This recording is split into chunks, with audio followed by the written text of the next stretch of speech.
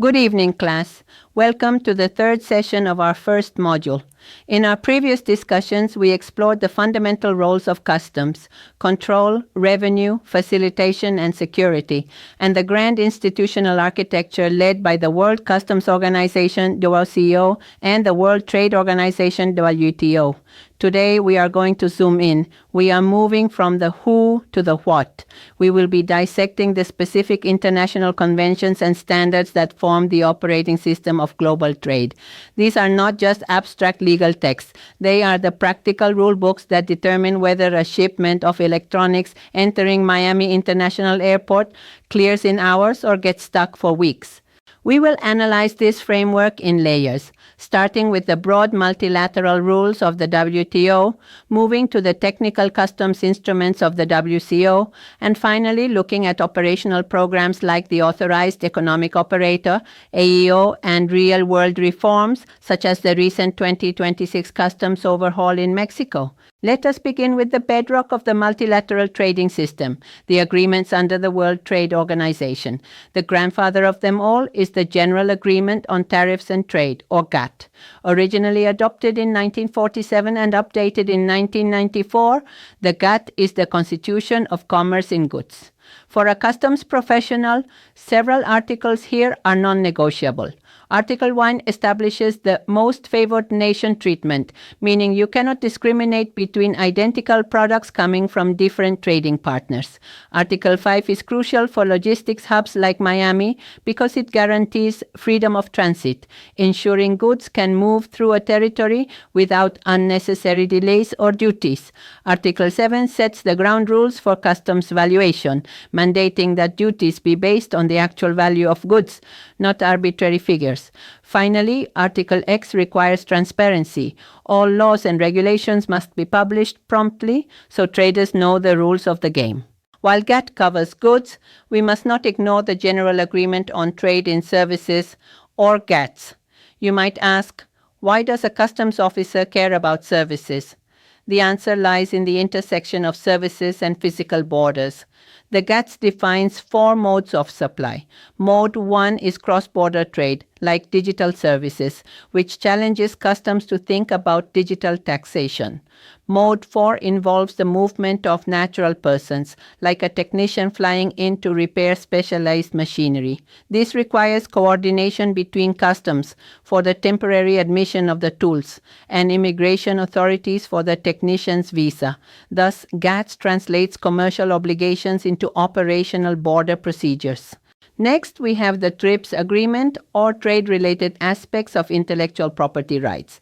This is where customs becomes the enforcer of intellectual property.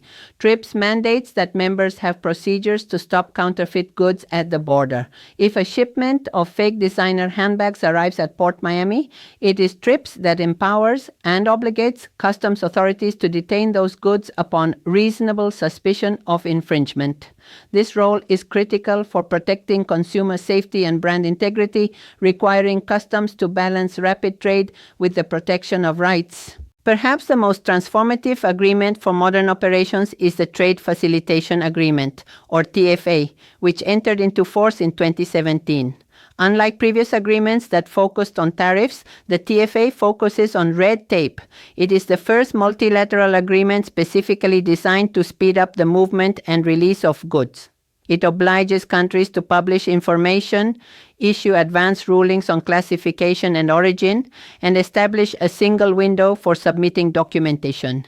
The economic impact is massive. Studies suggest full implementation could reduce global trade costs by over 14%. For example, in Peru, the implementation of a single window saved traders over $30 million and drastically reduced clearance times. We must also consider the technical barriers regulated by the TBT, Technical Barriers to Trade, and SPS, Sanitary and Phytosanitary Agreements. The TBT ensures that technical regulations like labeling requirements or safety standards for electronics are not disguised protectionism. For customs, this means verifying certificates of conformity at the border. Similarly, the SPS agreement deals with food safety and animal plant health. If you are importing mangoes into Florida, SPS rules dictate the quality quarantine or treatment measures to prevent pests. Both agreements rely on science and harmonization to prevent these necessary checks from becoming unnecessary obstacles. Rounding out the WTO framework is the Agreement on Customs Valuation, Article 7 of GATT. This agreement killed the practice of using minimum values or arbitrary prices to inflate duties. It establishes the transaction value, the price actually paid or payable, as the primary method for calculating duties. If that fails, it provides a strict hierarchy of alternative methods, such as the value of identical or similar goods. This provides certainty for importers, ensuring they are taxed on commercial reality, not administrative fiction. Now let us layer the World Customs Organization, WCO, instruments on top of this legal foundation. If the WTO provides the what, the WCO provides the how. The cornerstone here is the revised Kyoto Convention, or RKC. Think of the RKC as the blueprint for the modern customs house. It promotes transparency, predictability, and the use of technology. Its key principles include the use of electronic declarations, risk management rather than 100% inspection, and the separation of release from clearance, meaning you can get your goods now and settle the final paperwork later. Another vital WCO tool is the Harmonized System, or HS. This is the language of international trade. It is a 6-digit nomenclature used by over 200 countries to classify goods. Whether you are in Miami, Shanghai, or Rotterdam, the code for a specific engine part is the same. This uniformity is essential for collecting tariffs, gathering statistics, and applying rules of origin. The HS is updated regularly to keep pace with technology, and its general rules of interpretation, GRI, provide the legal logic for classifying complex items.